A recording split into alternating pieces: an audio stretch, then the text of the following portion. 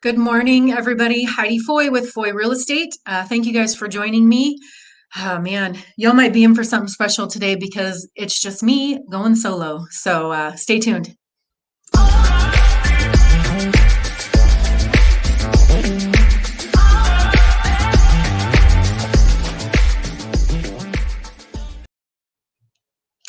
So we learned a real valuable lesson on Q&A Thursday last week. Was it last week when we talked about best pest and termites? That when I put a picture up here, y'all can't hear me. So we were having this great conversation about what to look for, and there was no sound. So I apologize for that. Lessons learned. We have gotten our treatment scheduled. I might show you guys a little bit about that once we get it completed, which is tomorrow. So maybe I'll post some pictures.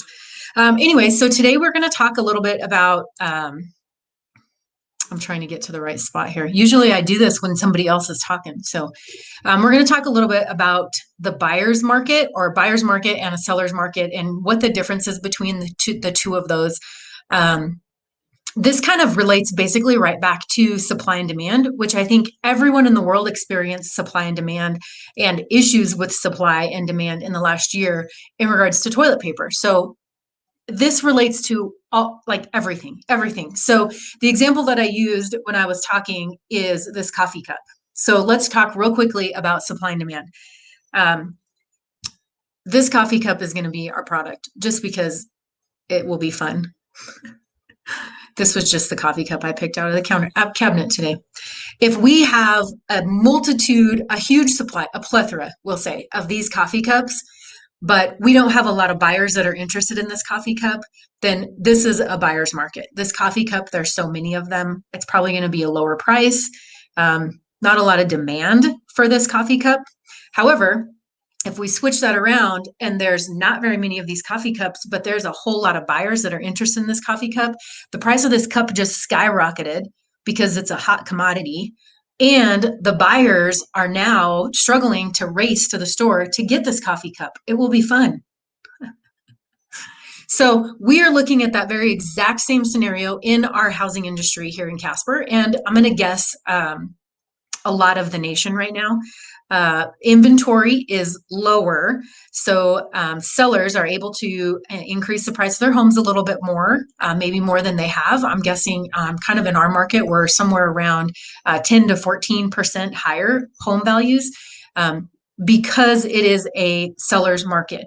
I would also add, this is my personal opinion, I feel like we've got the best of both worlds going on right now, outside of the ups and downs of the economy, and not speaking politically, but just speaking specifically about real estate and buying and selling. Although the inventory reflects a seller's market, I personally feel like there is a buyer's market because buyers are able to qualify for more money at a lower interest rate. So you can afford to borrow more to spend on that house than possibly what you could afford last year. And we do expect the interest rates to go up a little bit. And when I say up a little bit, I think we're expecting them to get to like back to 3. So it's not going to be a huge increase, what we're expecting in the next 6 to 8 months, but it is going to go up just a little bit. So there you have it. The easiest way I feel like that you can ever explain supply and demand and the buyers and sellers market using a coffee cup. See how fun that was? And it was 4 minutes. So, hey, listen, unless you want to hear me rattle on for 5 minutes every week about random topics that I think y'all are interested in, please send me questions. Send me all of your things that you have questions about if you're buying or selling, or as we say on the Q&A Thursday, if it is related to real estate, remodel, or anything remotely close, shoot me that message and we'll answer those questions. I'm still working on getting an appraiser on. As you guys can probably guess, all of the appraisers are extremely busy right now because we do have a lot going on in the market. So that is going to be a little ways out, but shoot me your questions and I would love to answer them. Next week, I'm going to have a special guest, so you're not just going to have to listen to me talk. That's a benefit for both of us, I feel like. I'm going to have Brandon Lamb in, who is another agent here in the Coldwell Banker office, and we're going to talk a little bit about absorption rate, which there's a lot more information in that. So y'all stay tuned, and yeah, we'll see you guys next week.